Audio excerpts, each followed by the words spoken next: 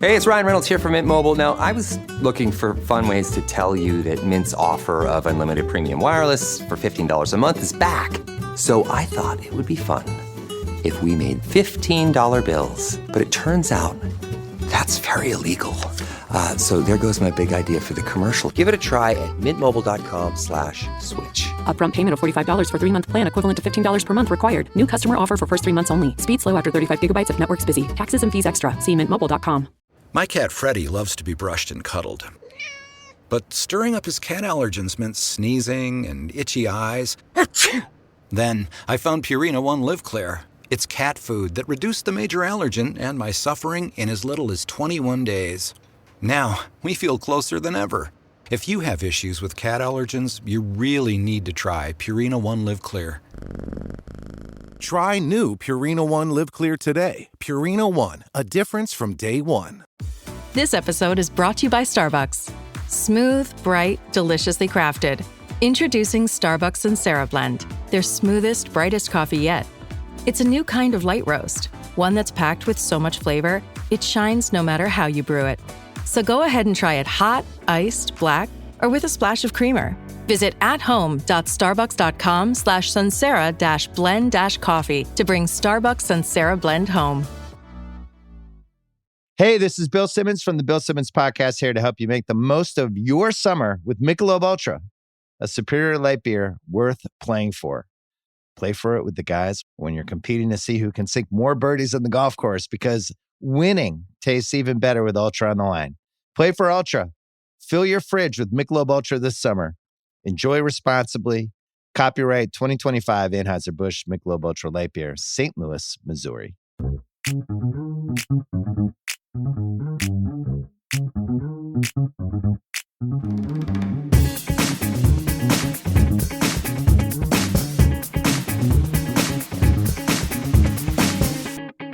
Back with another episode of Keeping Current with Kansas City. This is Stab Bell from the KC Soccer Journal. With me, Daniel Sperry of the KC Star, Carrie Robinson. I'm just going to say from the KC Soccer Journal. So the Carrie and Sperry show is back. Sperry and Carrie and Sperry. Whatever. How are you all tonight? Carrie's tired. I know that. How are you doing, Carrie? You going to make it? Other than that, I'm doing well. Yes, I'm going to make it, I think. Daniel, how about you? As he takes a chug of seltzer. Alphabetically, it should be the Carrie and Sperry show. Okay. Because yes, so I think that's how it goes. And you always introduce Carrie before me, so it works that way too. I'm doing great. But you've been around longer. Sure. Technically, I'm not sure. He didn't introduce me before you this time. He just asked how I was doing. Yeah, but he throws it to you first, so ladies first. It's okay. Does this go by height? Thaddeus. You know, I'm going to change it up just all the time, man, because it's not about that. It's about just whatever spouts out of my dumb math. Like, we should change it up and change who just starts off the thing sometime too. Right. That's everybody for a loop. I don't always go one direction. That's not that strange.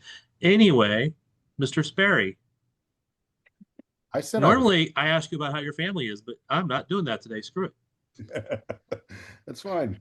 No, actually I know. How is your family? They're doing great.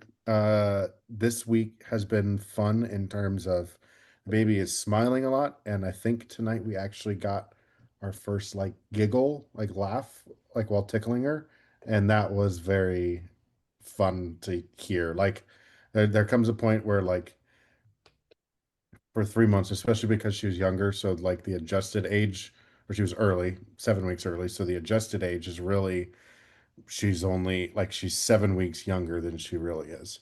And so we look at it and we're sitting here and we're like, oh my gosh, like you've just been this like relatively unemotive being for the last 3 months, and now we're getting like happiness and emotions and back and forth interaction, and it's more so than like, okay, I'm going to be a sleepy, peaceful baby, or I'm going to cry, or I'm going to eat, or I'm going to sleep. Like, you know, we're throwing some variances in there. It's fun. Unemotive being. That sounds like a lot of adults I know. All right. We are here for this pod to do a review of the first half of the season and look forward towards the second half of the season because we're perfectly in the middle. They have the break. They're doing some Teal Rising Cup thing, and they're going to do some other stuff in this break, but that is not what we're here to cover today. Who should go first? Daniel, Carrie? I'm gonna rock, paper, scissors it out. But the viewers can't, or the listeners can't see it, so there's no viewers. So All Go right. ahead, Sperry. That way I can add on to your what's uh Commentary, rants. his Commentary. Yeah. soliloquy, there you go. his Shakespearean soliloquies. What was the question again, Thad? It was buried What's in. your impressions of the first half of the season for the Kansas City current the local Kansas City NWSL team that plays at CPKC Stadium? The first stadium for women, as they will never let you forget. Um, I mean, 6 more points and it would be perfect. I mean, that's really like what we're looking at. I mean, I don't know that it could have gone better. And I even then like that's probably the only way it could have gone better. And maybe a little bit more health and being able to survive the injury rash that happened there in Orlando. But only one player was lost, like truly season ending long term. And I know it's a big loss on the back line, but in reality, if you look at all the boxes here that you want to check halfway through the season, the Current have checked all of them. And they've been dominant. They've showed their depth. They've showed their quality. They have been a juggernaut. And it's like if you're a KC Current fan, I don't know that you really could have asked for more, unless you wanted like more goals or you wanted to be unbeaten through 13 games, which is kind of crazy. So, um, this team's really good, and it's been a really dominant first half for the Current. Carrie? Hold on. I was gonna get the stats. I didn't go long enough. Dang. No. Um, I'll throw this one other. If there's anything that I would point to, like wanting to see an improvement, I think they do really well in games where they are not asked to be the possession dominant team. I don't know that we've truly seen a team like total bunker in on them in terms of like just clog every single half space up in the final third. And I would be curious to see how they respond to that at times. But for the most part, I think they do so well at putting themselves into a game state where they're leading right off the bat that you don't have to worry about those games. Except for 2 games. But yeah. Well, I wouldn't say North Carolina didn't really do that. That was just more of No. a self-inflicted loss if I look at that one. But the Seattle game was probably the closest thing to that, right? Yes. And I think, and that's the one that they lost. So I think maybe seeing them break down teams that are in the with ball movement, off ball movement, in tight spaces, with clogged spaces, in the final third, that might be like the only thing that I point to as like could be a little bit better there. Like literally everything else has been phenomenal. Yeah, I wish I could build onto that with the losses, but I've watched so many losses from another soccer team whenever those losses happened that I just did not care to go back and rewatch those ones. So, but we're looking at 11 wins, 0 draws, 2 losses. And that's having 0 draws in this league is kind of crazy, especially for 13 games. That's insane. I feel like that's where we were losing points so much last year. Um, and that's how Orlando was able to get so far ahead of us because, um, I mean, I felt like we would just kept getting draws and they escaped that. They But did. yeah, but like Sperry said, I mean, it could not really be that much more perfect. I guess outside of those 2 losses, which we just be mimicking Orlando last year, and that's kind of just something that's just never been seen in this league before. Um, from comparing last year, having 4 teams so high up that if the Current was in that position again last year and they had any other league or any other season, then it essentially just look like what is happening right now, where the Current are 8 points ahead. going into this break. Quick trivia question. What is the longest winning streak for a team in the NWSL this year? This year, Yes. 8. No. 6. 6. That's the current. What's the second longest winning streak? 5, which is the current. Yep. The current have both of the two longest winning streaks in the NWSL this year. I thought that was kind of crazy when I was looking at just out of curiosity. Current will tell you that that technically their run to start the season was also dates back to last year's regular season win, even though they had a playoff loss because they tried to do that with Temo Chawinga goals in consecutive regular season games. Yes, I get that, but I did very Everything's specifically say this season. everything's got to be a record. But yeah, no, 6-5 this year, right? Yep. And both of them to the KC Current. The next longest win streak is 4. The Orlando Pride, I think. Yes. Shocker. Yeah, but they kind of fell apart after that. Yep. All right. So to follow up what you both said, I think both of you made very good points. Would like to see them have been challenged a little bit more in certain spots, but I think when they have been challenged in those spots, they did okay.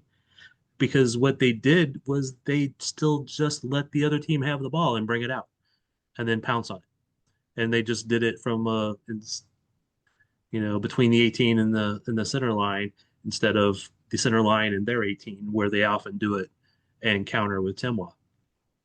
But I think one of the most impressive things is they have missed Timwa being 100% healthy. They lost Alana Cook and they lost a couple games in that time span, but they got back into form. They've missed Lowe. They've missed Dabinia. Michelle Cooper has been out. Nichelle Prince has been out. I don't remember who else might have been out, but they have somehow managed to overcome each one of those and still pull out results. And it's been nice to see more team goals this year. It felt like we were having a lot of defenders on the other team messes up, Temo pounces on it quickly, and those would be the game-winning goals. This year has happened a lot less. They still happen, but they're not necessarily the game-winning goals. I think that's true. I think that part of that is the continued progression of Michelle Cooper and Bia being back to reasonably healthy, and Dabinia earlier in the year being healthy. They had all of that ability to add into the attack where they weren't relying on just him go run fast, scared defenders.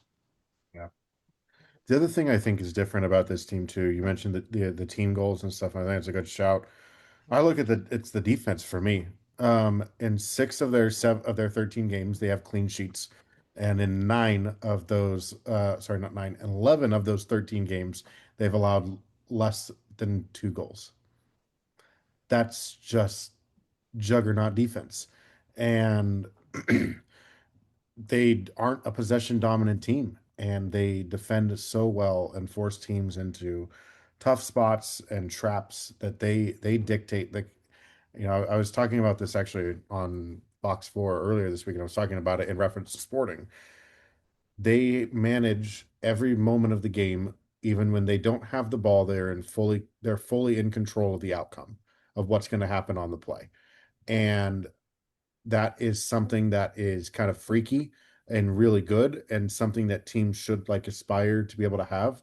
Because I think in general, soccer right now, both men and women's game has turned very transitional and has less been about the pep overload of possession and all that stuff. It's very, can you do both? And can you do both things? And this current team is so dominant in both phases that you're looking at the coach across town, Kerry Zavagnin for Sporting, talks about he wants his team to be incredibly balanced.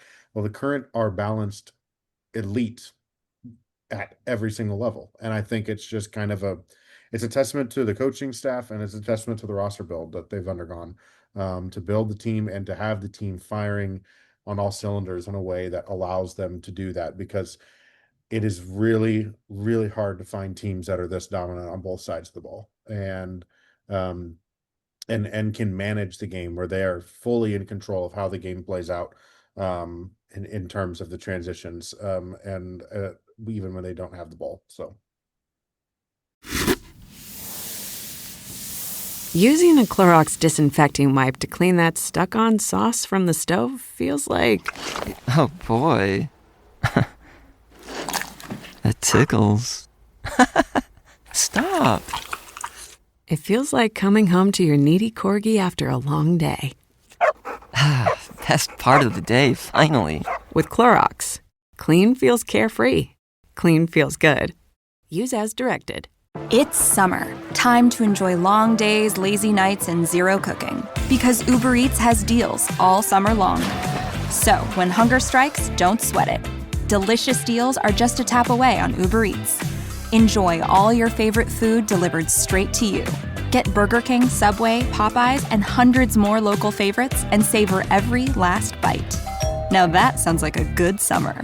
Order now on Uber Eats. Terms apply. Product availability varies by region. See app for details. What if Black Friday deals were available in the summer? Don't miss week-long doorbusters at Best Buy during Black Friday in July. Learn more at bestbuy.com. Best Buy. Imagine that. You open the Walmart app and boom! The Reebok and Hanes styles that keep your kiddos on their A game delivered in as fast as an hour. That's right, those comfy Hanes Performance Crew socks they love in the app. And the coolest shirts, shorts, hoodies, and leggings from Reebok? Yep, Walmart's got them. They'll feel so focused in their new gear they won't even notice you freaking out on the sidelines. Shop Reebok and Hanes in the app. The Walmart you thought you knew is now new. Subject to availability, fees, and restrictions apply. Yeah, they have been balanced in that regard. I totally agree. And like you said, they let the other team think that they have possession. They might have the ball, but they don't have possession, if you know what I mean. They have the ball, they're moving it around, but the current is dictating where they're going to put it. They're putting them into spots where they will then pounce and turn them over, or at either turn them over or at best or at worst force them back and try a different direction.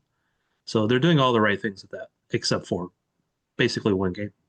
Because even the Seattle game, they were very good at that. They just didn't get the goal that they needed to tie it up or win it. Big part of that is Ben Lorena has come in. What? They did technically in the Seattle game. It was just called offside and barely, questionably called offside and over. Fair enough. Lorena has been a big part of that this year. I mean, last year they brought in Almuth Schultz in the midseason to shore up the keeping, but Lorena has been in and been pretty spectacular for the most part. Thoughts? She's great. She's great. She looks confident. I mean, she is confident, even when it comes to penalties. Although, how many penalties have we allowed, and how many is she? Is it just 1-1? 1-1.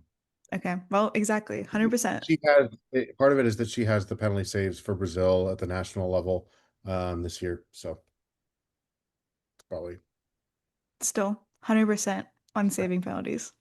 Yep. So not too shabby. Defense. Hold on. I was trying to pull up some stats real quick on it. Just because I always think this is an interesting one. She has the most clean sheets in the league, of course. And when it comes to, but she's fourth in the league in the post shot expected goals, plus minus setup. Now, part of that is due to the dominance. She's only allowed, 12.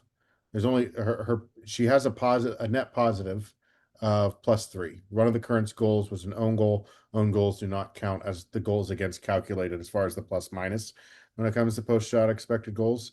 So she has an even 3 plus is an even +3. So her goalkeeping herself has saved the team 3 goals based on the saves that she's made and what's been expected to be a goal. But for some of these keepers that are really high in here, she has the lowest of the goalkeepers that are in the top 5, which is Ann-Katrin Berger, who won goalkeeper of the year last year, Lorena, Anna Morehouse, who was a stud goalkeeper as well, Claudia Dickey, who's now with the U.S. women's national team, and Aubrey Kingsbury with Washington Spirit. All those players have allowed more post-shot XG against or had more post-shot expected goals go against them than what Lorena has. So I always find that to be impressive because her rate per 90 is also good at the top five. Um, Tag that in on top of the clean sheets. She's been a heck of a goalkeeper this year. Yeah, with the eye test, I think there's only been one or two goals that I think she could have even saved. Yeah. I will note this is interesting. Four of the goals that have gone against her have been off of corner kicks, which is tied for most in the league with Angelina Anderson. Oh, sorry, tied for second most in the league with Angelina Anderson and Alyssa Nair. Um, you look at some of that. So four of those goals have been set piece defense for the current. Something about Would- Kansas City soccer just cannot defend corners. Yeah, they really struggled with that for a while last year, and then it got better when they brought in other defenders. And I would have to go back and double check that, but some of that has been a result of various different players being on the field at the time those goals have scored. I mean, I know we discussed this a lot when they happened, so I'm not calling out anybody specifically, but I remember there has been some of those where I'm like, well, maybe if this player hadn't just subbed 5 minutes before that, that would not have happened. Those kind of things. Yeah. So that doesn't mean that that's excusable because everybody who comes in should be just as perfect, right? Come in, be game changers. Or game solidifiers if they're defenders. True. They need a word for that, not game changers. I'm not gonna try and come up with it on the spot. Sorry. Yeah. I'm going to workshop that going forward. Yeah, but Sperry, you're the most energetic of us. Yes. All right. You're the only reason we're doing this. Carrie and I are both like, we're tired. Maybe we should move this to another night. Sperry's like, I'm good to go. I, we're alive here. No, I'm not coming up though. Doesn't mean my brain is firing on all cylinders either. Game solidifier. I'm going with that for right now. We'll come up with something better. Defense. I think early in the season they were pretty spot on until Alana got hurt, and then Ball replaced her, and I think there was a little bit of not as good as Alana for a little bit, but that solidified back in again, I believe. Thoughts? I think Ball has the way that Ball has always kind of been in this roster outside that first year. It's like we're always trying to bring someone in to challenge that is supposed to take her spot, and then they get hurt, and she's always in there somehow. Like it doesn't matter. It's been two, three players ahead of her, and they've gotten her, and so it's her coming in. And I will say that I do think that she's stepped up for the most part, to what it has been. I'm not saying that she's bad, but I'm not saying that she has her amazing, spectacular moments where she touches a ball behind her back, and it's just to get it out of the way of a rebound. But it's just she amazes me that she's still always there. Well, she is a good defender. I didn't want to make that sound like she's not a good center back. She is. But there is almost always somebody better out there on the roster or two. But she is a really great third option. So, how about you, Sperry? Thoughts? Um, I think she's a solid player. I really do. I do think, um, too, like for her, you have to think like, okay, you get thrown into a spot where for a while you've been just subbing in and out, late in game situations. Maybe you do a spot start at right back, to do the kind of defensive right back kind of setup that they've done at times. And so all of a sudden you're asked to be the starter. And for a back line that was, for almost a year at that point had been Alana Cook and Kayla Sharples together on the back line. Now you're starting to look and feel a little bit different. Things are feeling weird. So there's an adjustment period, and there was an adjustment period too, even when they brought in Kayla Sharples last year. Yep. And you were like, okay, what's this going to look like? Okay, we feel good and we feel solid. I think Ball is a really solid defender. I think the time off and the time away from the league will kind of give them opportunities to gel, and also opportunities for Gabrielle Robinson too to maybe stick a foot in there in the door and get a spot back and come back and play again. So we've seen her practicing, we've seen her progression coming along, and potentially returning to play. So I wouldn't I would be remiss if I didn't factor her into that potential equation down the second half. But I think that overall the back line has done a good job adjusting to life without Alana Cook. In reality, you're looking at 4 goals conceded in the 5 games after the Orlando Pride game, and one of kind of a fluky set piece, again, an issue. Gotham is an own goal late in the game. And then you have 2 against Racing Louisville, that were, Racing Louisville at the time has been that, outside of that game has been firing on all cylinders. The only teams that they've lost to were Seattle, who's decent and good, who the current lost to, and the current. Um, and they got that win against Orlando right at the end. So that's still a solid and good Racing Louisville team at the time. So I'm not gonna fault her too much. I think she's done an adequate job of probably more than adequate job of filling in for Cook since Cook's injury against Orlando. Yeah, and I didn't want that to be like a only like, you know, complaining about ball because that wasn't the point. It was just that they were a little struggling there for a moment. They got better as she settled back into the starting role. Yep. And it'll be interesting to see if Robinson is activated, and we'll probably talk about that a little bit more. But just the defense and overall, I mean, Izzy Rodriguez has kind of come back in and again took over her left back spot. Haley Mace has been solid, um, solid to good. But Izzy, I mean, did well enough to earn a call up and score a goal at the national team. She won a Player of the Month award too. Yep. She's our Team of the Month award. But like she's just been, the outside backs. Ellie, I was maybe hoping for or expecting a little bit more from Ellie Wheeler in the first half of the season. Um, and this is kind of what happens in competition, right? Like Ellie Wheeler got the starts early on in the year, and all of a sudden Izzy Rodriguez got some opportunities and took a hold of them. And Haley Mace got her opportunity when she comes back. And I think she's had like an assist or 2 in every single game that she's played. It feels like at this rate since she came back. So this is what happens when you have a talented roster and you have competition. And you also have players who are different. Like Ellie Wheeler is a different player than Izzy Rodriguez is. There's not Very. a player on that team like Izzy Rodriguez. There's not really another player on the team that can do what Haley Mace does defensively and in the attack. And there's not really another player that has the intensity and the lungs to bust up and down the sidelines like Ellie Wheeler does in the way that she does too. So they're different players. You can deploy them in different ways against different opponents. And I think Vlatko's picked the right buttons to push when it comes to that. But also too, like there's something to be said for having that type of competition on the roster for those minutes, and it creates players pushing for the top level and staying at the top level. Don't just shake your head, Carrie. Just say yes or no. Yes. Very good. As Cody always gives us crap on the Shades of Blue podcast, this is a audio medium, not a visual. Midfield. Anything stand out from the first half of the season? Claire Hutton still has been good. Has she taken the next step? Has she taken has she progressed in her sophomore year?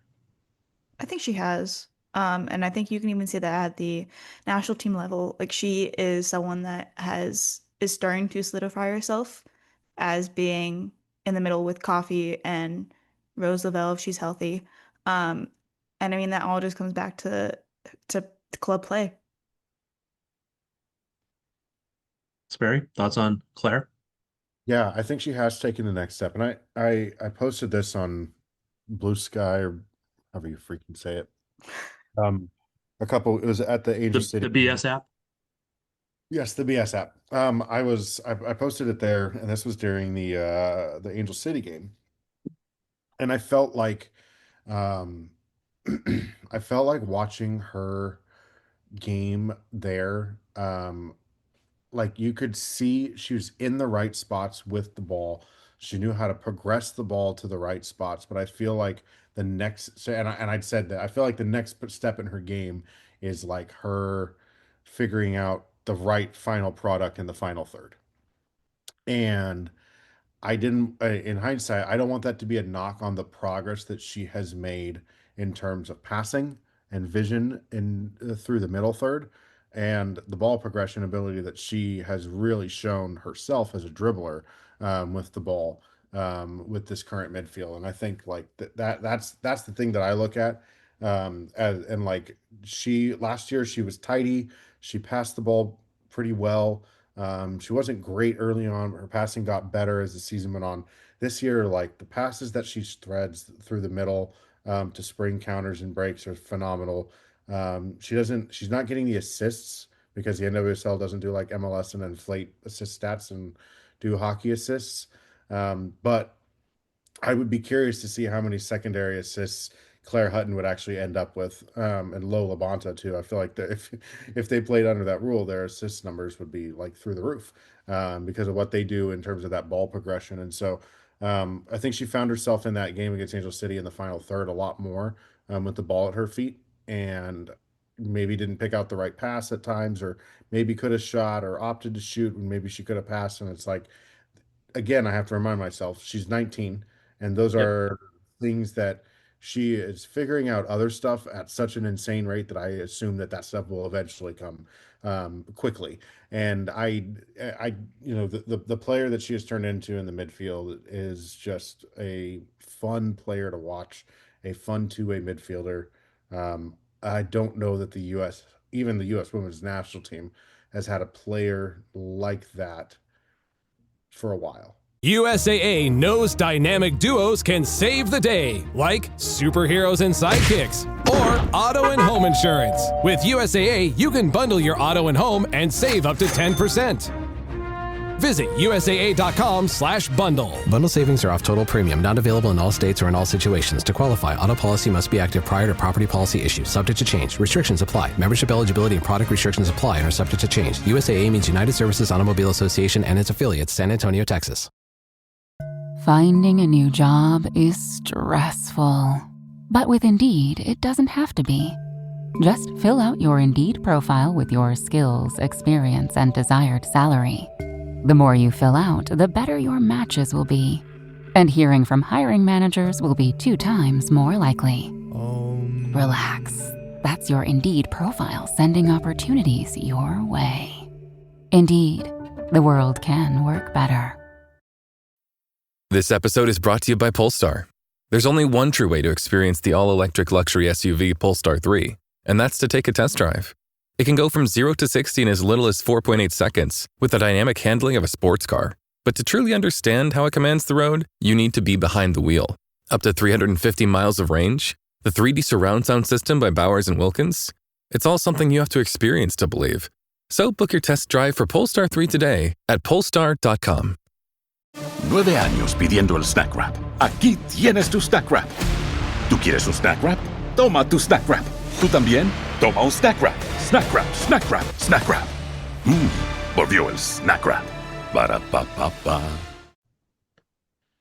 That's always hard to say because they have so many amazingly talented players at that level. So many good players, but there's a difference between like kind of the ability to do what she does and have the sauce on the ball, and be a defensive player that reads the game, puts in a tackle, puts in that shift in terms of the workhorse, without the ball.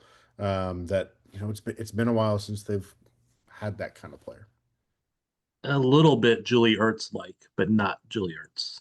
No, if Julie Ertz was her whole life was a defensive midfielder, yes.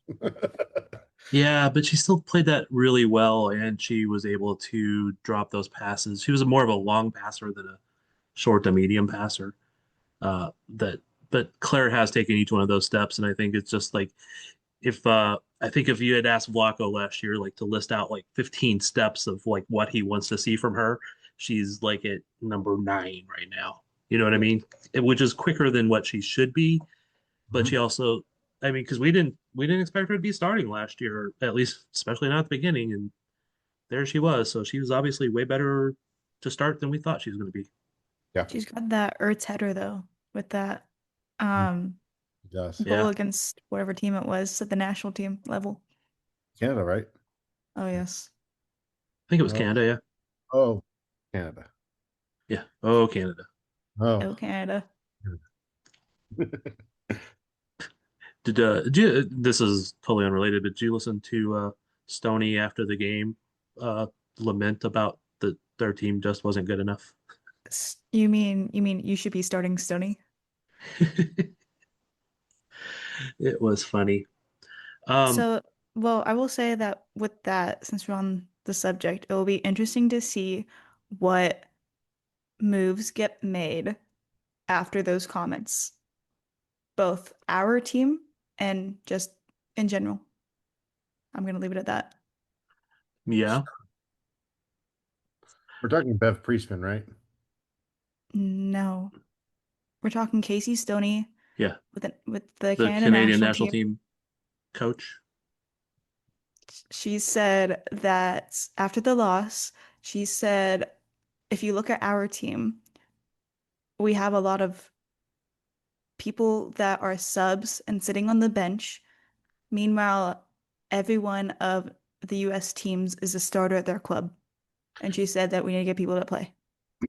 I apologize because my word, I did not remember that Canada hired Casey Stoney over Bev Priestman. Ooh, okay, Yeah. guys. Sorry about that. Yeah. Yes, You know, Stoney. the drone incident. Yeah. Yeah, get somebody fired, didn't it? And it wasn't John Herdman. Oh boy. Anyways, I yeah, that those were interesting comments. I did see those comments. Honestly, in my head, I just thought it was Beth Priestman and Casey Stoney. Oh, yes, those were interesting. I'll be curious to see if that plays a role in any way, shape, or form. And Honestly, I watched that interview. It was the post game presser, and I was just thinking like somebody just needs to get her counseling at this point because she looks so depressed. I mean, I'm not trying to make light of like mental illness or anything. I'm not. She looked so damn depressed that I was like, I hope that she's got somebody there to make sure she's okay. That's what happens when you're at the wave until last season. Oh, man. they did what they did. And, Anyways, all right. So I the think she midfield. hinted that Nichelle and others need to go find new jobs where they will start. Yeah. Back to the Kansas City current midfield, though. Just wanted to slightly get us back on track. Uh, how do you think the current have done without Dabinia and Lowe in the midfield? I'll play host for a second and throw it to you guys. They've done well. Obviously, they can do. I would say better. I mean, when you've won the last 6 games, I mean that's you're doing well. Um, but it just would be so much better to have Lowe as one of the options and in there. Uh, Rocky, I think early in the season I was a little bit disappointed when she come in, but I think these last few games when she's gotten a lot of starts and a lot of minutes has looked really good, like Rocky-esque. Yeah, looking back at the 3 games that we didn't have at least low, Gotham, Louisville, Angel City. So like 1.5 good teams. Yeah, I One, mean, yeah. I'll give Louisville that half. Um, but yeah, I mean, I've really liked Rocky the last, as I mentioned in the last pod, that she really came into it and she was like she had one of those like redemption moments against an old team that, players usually have when they go against Angel City. Uh, but they I, always I seem to just have like, it when they play against Kansas City too, those former players. yeah, But yeah, I just like making fun of Angel City. oh, as you should. Please do. But yeah, I mean, she knew that she probably wasn't going to play much of a starting role when she joined this team, but she's stepped up to that role much more so in these last few games than she has at the beginning. Yeah. Although I still do like what she did at the beginning because whenever she had Dabinia and it was either Temra or Bia, um, she just looked like she was having so much fun trying to play off of each other. So trivia question: how many teams has Tim West scored on? this season. 13. Oh, this season. This season. I was trying to think about how many were in the league. Um, How many have we played? 13? Played 13. say 9. Oh, I was gonna say 9. I'll How go many goals does she have? 8. It can't be 9 teams then, can it? No, Well, I was just saying 8 for I the didn't. amount of teams, but I'll say 8 period for both answers. She has 8 goals. She has 8 teams. She scored 1 goal on 8 different teams. No, no braces, no hat tricks. She didn't Okay, have last year. what's that? She didn't have a hat trick last year. No, I'm just clarifying. 8 goals, 8 teams. She He's has just 5 more to score. he's just challenging her in case she listens to this. Yes. Oh, I'm sure she listens to this. Players should not listen to podcasts about the team. Sometimes I will like pull up TikTok and it'll be like Jericho is live and she is like screencasting with Temwa. And so I just watch Temwa talk for like, I don't know, 30 seconds and then I'm like, all right, next. I struggle to understand her unless I can really turn the volume up. Oh, and this one she was like talking like at like like because she does talk very quietly, but she was Yes. talking like how we were talking right now. And I texted a friend and I said, Temwa is on live and she's like yelling. And by yelling, I mean talking at like a normal uh volume. So I mean, how many times do we like ask a question in a presser and we like, okay, we can't do a follow up because I don't know what she said. Yeah, she is very soft spoken. She is. I think it is it's interesting as a confidence level though, because like I think in moments where I've talked to her one on one, on Zoom, I did a Zoom interview with her one time and I could actually hear her very well in the Zoom and understood and it came through right and we went did a 1v1 outside with outdoor noise and I didn't have to like do anything crazy to the volume to try and hear it. But man, sometimes in the press conference, her voice, even with the mics in front of her, it does Yep. get lost in that room that is very cavernous, and there's so much outside noise that comes in from the premium club and the amount of times that this team wins and the saber is popping bottles in there. It's loud. It is. it's fine. You could hear her most important answer when she was asked last season if she ever imagined setting the NWSL record. And she said, yes, of course. And that was it. That's all you needed to hear. That's all we needed to hear from her. I do, and again, this is not trying to make fun of her. It's just that she is very soft spoken and it's hard to hear in a lot of the situations. But again, like Sperry said, some of it is confidence that as she has been here longer, it has been easier. She's been more expressive. She celebrates goals more, things like that. So it's been kind of fun to watch that journey of her uh, scoring goals and having fun and making defenders scared. Anything else about the midfield? Anybody else missing Low, Davinia, who drops in there sometimes as a forward, Rocky, Vanessa DiBernardo. Haven't talked about her. She hasn't seemed to have been as on fire as last year, but she's been really solid. We missing Yeah, anybody else? well, I was gonna say with Di Bernardo, it felt like last year when she would sub out, or in previous years when she'd sub out, we just lose all momentum. Them getting her almost 90 minutes fit is a huge pro for this squad and just keeping the rhythm of the game, keeping it Yeah. locked down. And some defense of me saying she hasn't been on fire as much as last year. She's played deeper, I think, a lot more this year at times with uh, Claire being called up or Low being hurt or just the various different scenarios. I feel like she's played low, little more defensively a lot. But then there was times this year where she was practically the 9. So Well, and she's had a lot less goals. So Yes. Well, the team overall has had less goal scorers. Remember last year they had like 19 goal scorers or something? Something crazy? yeah, she's had less goals. She's only has 1 assist this year so far. Interesting. Last year she had 8 and 6 goals. Anybody else from the midfield we should be talking about, Mr. Sperry? No, not yet. Forward line. Considering the amount of goals they've scored, the amount of games they won, I don't really have any complaints. Michelle Cooper has continued to get better this year, and in conjunction with getting called up to the national team and scoring there too. She doesn't have a ton of goals, but she has so many creation. I know you'll pull out some stat here pulled off of FB Ref or somewhere, but she's just influenced so much of the game, uh, and it's been really fun to watch her just kind of mature into such a good player. I was trying to pull a Mike stat.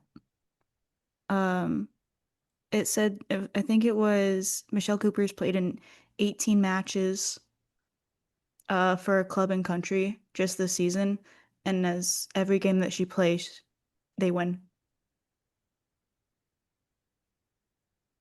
Interesting. Not one of the fancy Mike stats, but it's still a Mike stat. Yeah, that's a pretty good stat. Yeah, I mean the biggest thing for me is just there if you look across the years and like the rates at which she's creating shots, creating chances and all that kind of stuff, it hasn't really changed at all.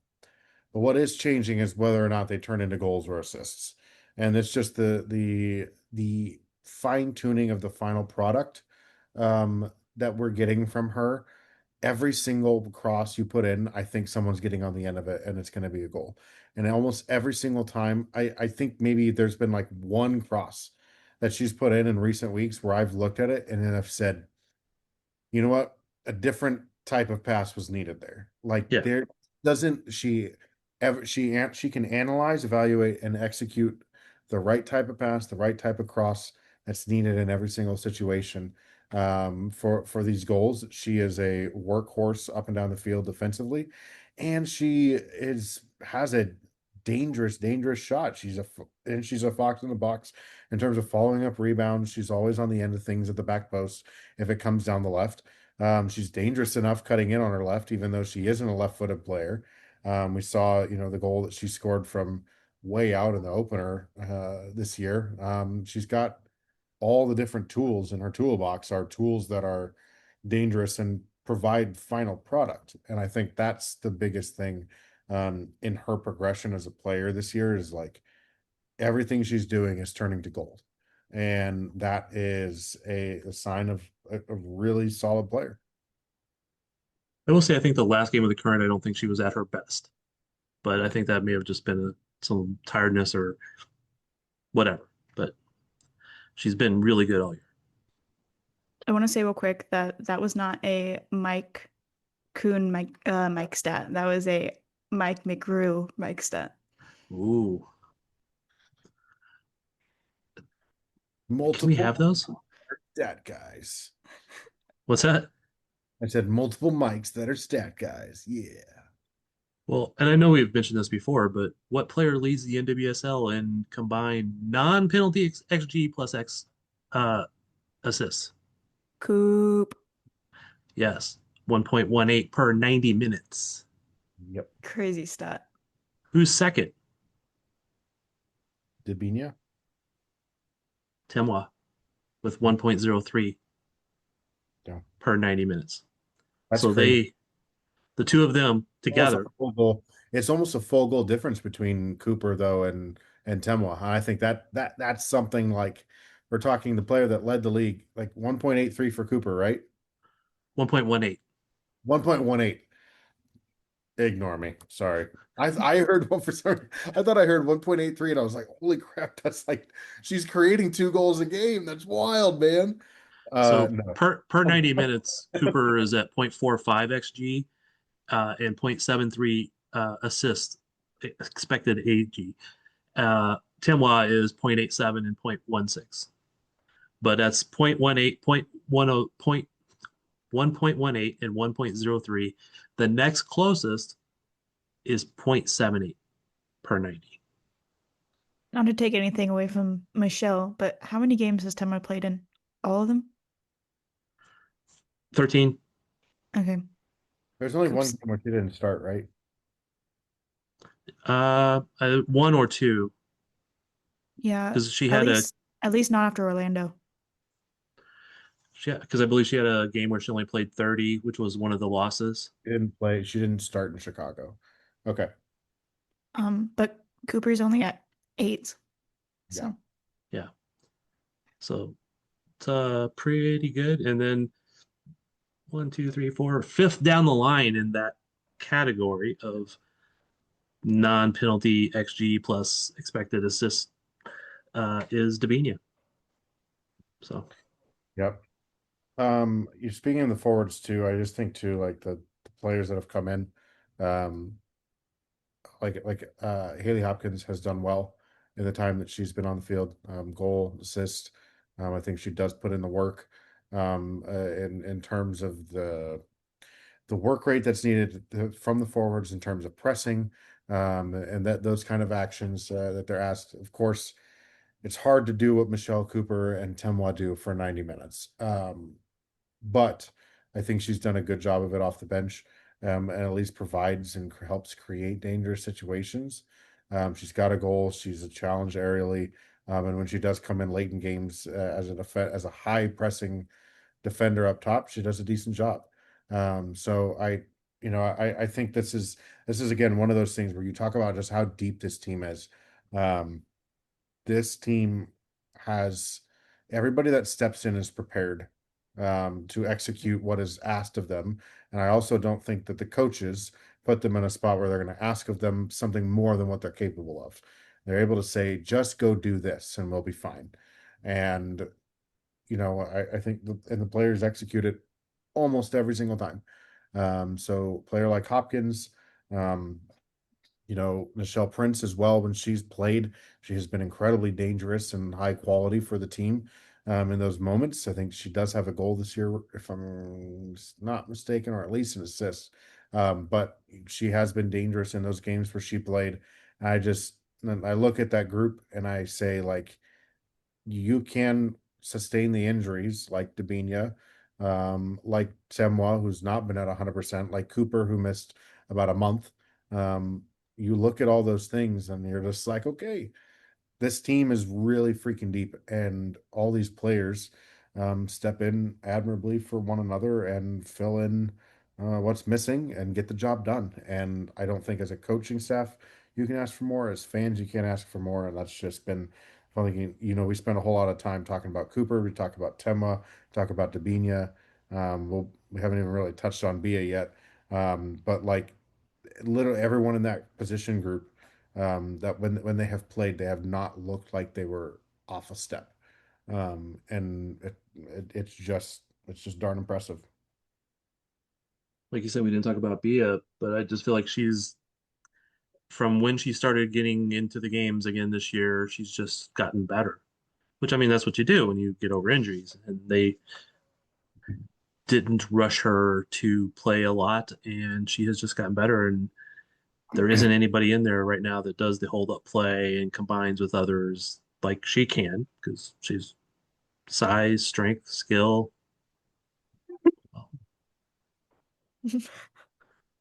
You okay? No, I've been having an annoying tickle like half the time here. Um, Sorry, all of a sudden, like, whenever that happens, like, your screen just got big on my end. So no, like make everything like wow. it emphasized. That's great. I think that's weird. I think Bia, like the biggest thing that I've seen from Bia is like the rhythm of play comes to her. Like she, I think the goal against Louisville, um, where she picks up that ball, kind of turns and just like quickly, calmly slots that into the far post. That is an elite finish. I know we talked about it on the pod at the time that it happened, but like man, like that. Those are the types of plays that you watch Bia carry out. The goal against Chicago, and you can just tell when she is feeling like now that she's feeling so much more comfortable in the rhythm of the game. The game is coming to her. She's not kind of chasing after and pressing the game. And the comfortability, everything's in rhythm. The passes are in rhythm. The shots are in rhythm. And when you kind of have that, when you're in that flow state as a striker, that's where the goals start to really come in bunches. And I won't be surprised if she puts in a decent chunk of goals in the second half of the season, as long as she stays healthy. Yeah, I wouldn't either. We've talked about all the lines. Do you think that there is any position that they should go out and look for? Because the window's open right now for the NWSL. Is there any spot they should go looking for? I would think just like a midfielder. I don't know what necessarily, but um, whether that's an attacking or a more of a defensive minded person, maybe more defensive minded. That way you can still allow Di Bernardo to push up whenever there are injuries in midfield, especially because we know that she she can score, she can get those assists. Um, yeah. I I would be interested to see what happens with Nichelle Prince. And I know we talked about those comments earlier. Um, I know she's a player who, got traded here from Houston. But if your national team coach is saying you've got to play, and you're a player that's been picking up injuries on and off with the current, and you've got your coach sitting there saying, I need my players to be starters, and this is, half my team is on the bench at their clubs. That's got to do something to a player, unless they are perfectly fine and happy with where they're at. Um, you know, Vlaco's not going to play Nichelle Prince just to help her status out. And so you look at some moves that happened too in the off season last year, or not off season, in the mid season last year. Like some of those were done for players to be in better playing situations, like Alexis Spanstra. Spanstra's a starter with the Portland Thorns. And she's not really a player that was going to get a whole lot of playing time with the current at the time. Um, there are moves like that happen. And I think like it'll be interesting to see if something like that does come about with those comments from Stoney. And if Nichelle Prince is outgoing, I would imagine that's a relatively decent sized salary chunk that would open up, and that would be a spot on the roster that's open now.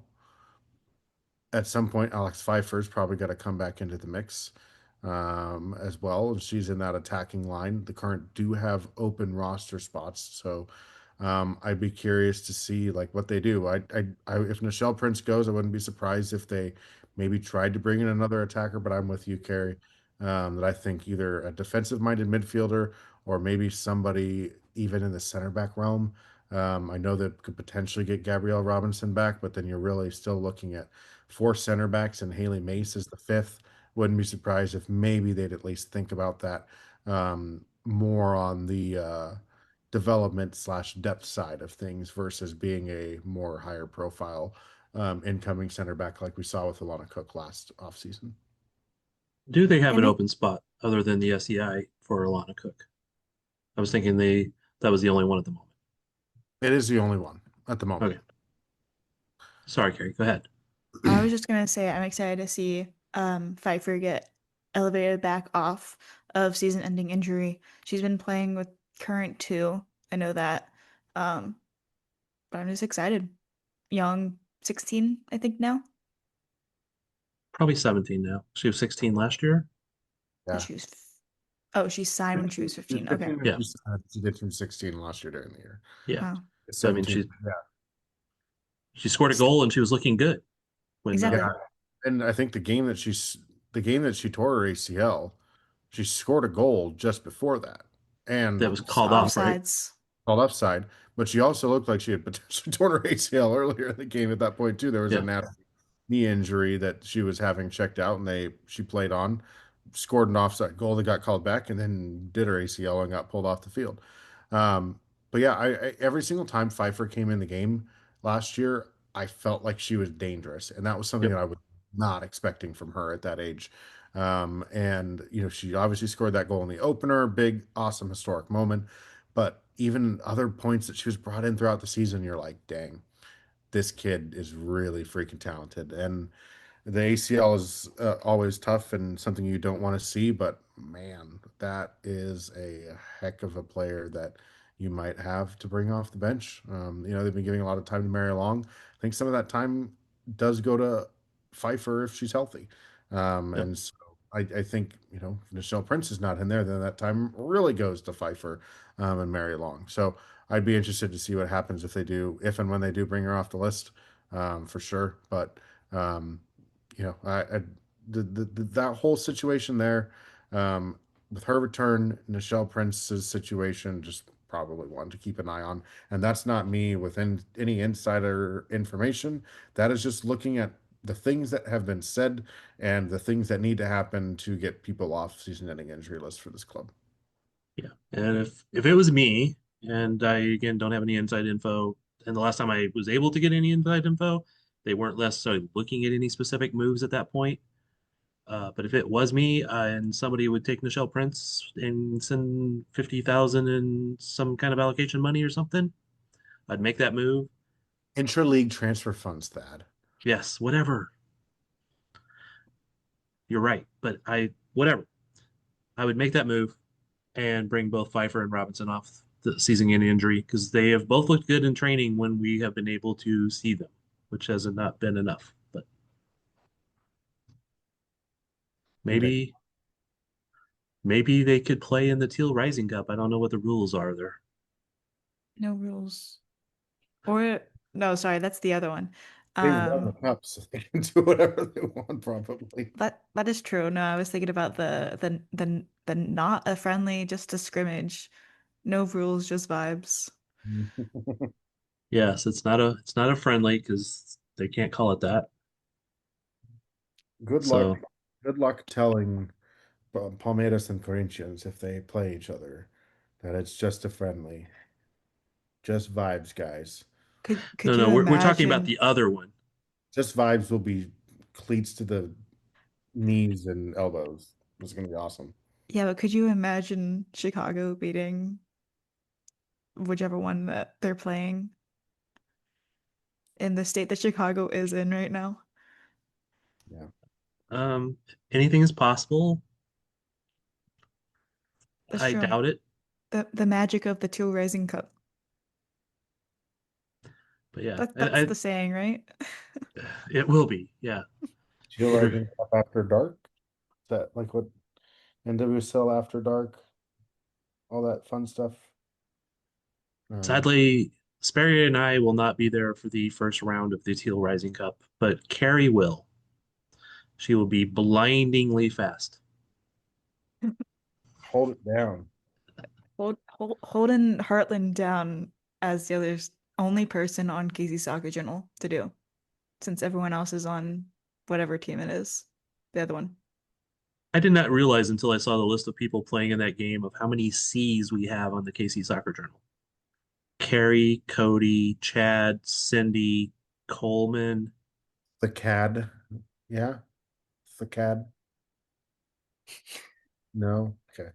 Okay, earlier I was thinking that we need to get like Thad, like a name that ends with E, so that whenever one of us jumps in to introduce everyone, then it's not just like the Sperry or Carrie show, it's the Belly and Sperry show. I don't know. I would just edit that out. Edit and veto power.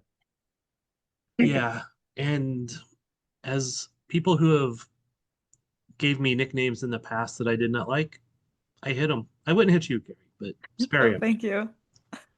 I might send my daughter to get you that. No, I'm kidding. Kidding. She's not the roughest, toughest one in the group. All right. So looking forward to the second half of the season. The Current have played 7 away games. They've played 6 home games. So 7 home games and 6 away games for the second half of the season. In the first half of the season, their expected goal differential per 90 is 0.72. The next closest team for expected goal differential per 90 on as an away team is 0.07. Pretty significant difference. 0.72 would be third for home teams. So they have been pretty dominant. I'm just looking at other ways to find like how you can say that they have been dominant. So I'm just finding weird things. I can't imagine they're going to be too much worse, but some of the tough teams they played on the road, now they has to come to Kansas City. There's only one team in the second half that is above playoff lines. That's an away game. So everyone's at home. We technically went through the quote unquote worst of the half of the season, the harder part first. Which team is that? That is Portland. I see Angel City on the list and I'm always like, yes, they're good. That's because they always start off like really good and then all their like supporters are like, we're gonna be amazing this year, and then they always fall off once again.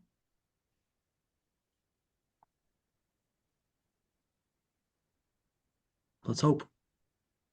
All right. What do you actually I think I was misreading one of those stats, but I'm just gonna leave it for now. Um what do you expect from the second half of the season, Mr. Sperry? More of the same. I'd like to see. I mean, the biggest thing that I want to see is them just shore up the set piece goals that they're conceding, and not feel like there's one every single game that's going to go in on them. Um, that's probably the weakest link at the moment. Do they have a game in the playoffs where they're off and they concede a set piece goal and that's their undoing? I mean, that could be it if they don't find a way to shore it up, because we know set pieces are incredibly important, especially in the one-offs and in playoff games. So they've got to figure out a way to not leak goals in that area. Other than that, I expect them to fix it, because I think their coaching staff is good enough, and I think the players respond and have the ability to cut it out. They just have to figure out a way to cut those goals out of their game. So I expect more of the same in terms of dominance, and I'd be stunned if they end up, let's say, with a margin of less than 4 points at the top of the table by the time they were to clinch a supporter shield. Well, they're what, 8 points up now? Yeah, I mean, it would take a game and a half drop and a stellar run from Orlando to even cut that gap to that point. And I don't know where that drop is coming from the Current, especially when they have so many of these games at home through the second half of the season. Don't expect it, but stranger things happen. And as barring a couple of major injuries, they should still be at the top of the table. Mm-hmm. Sadly, the NWSL Cup won't be here. I do think that. San Jose.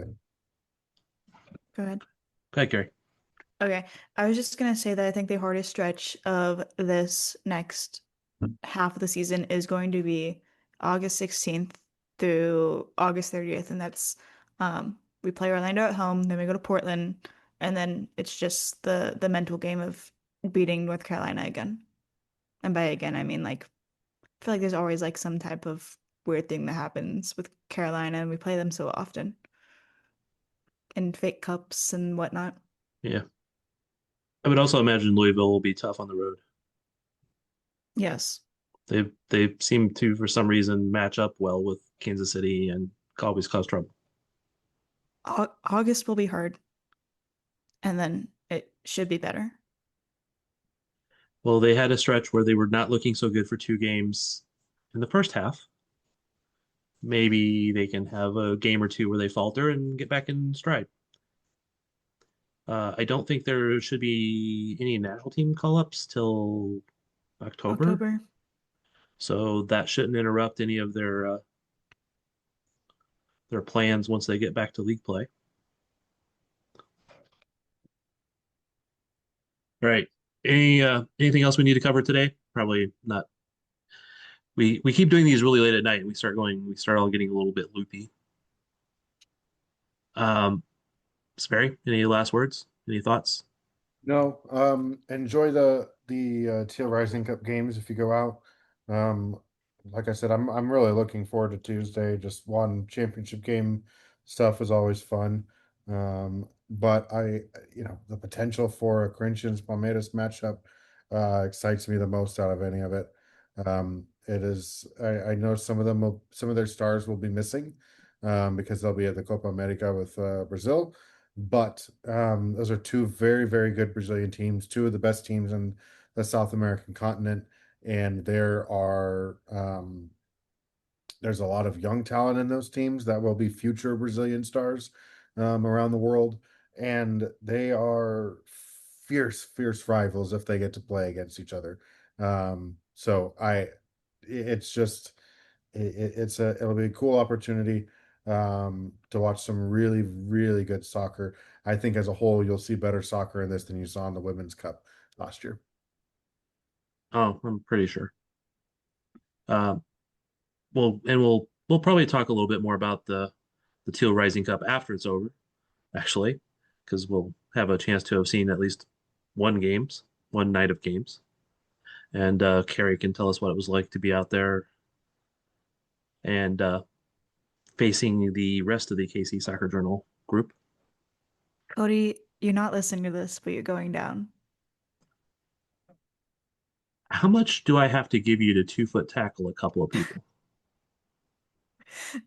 There's a video out there that should be out there for my group, where we called Cody out in the video.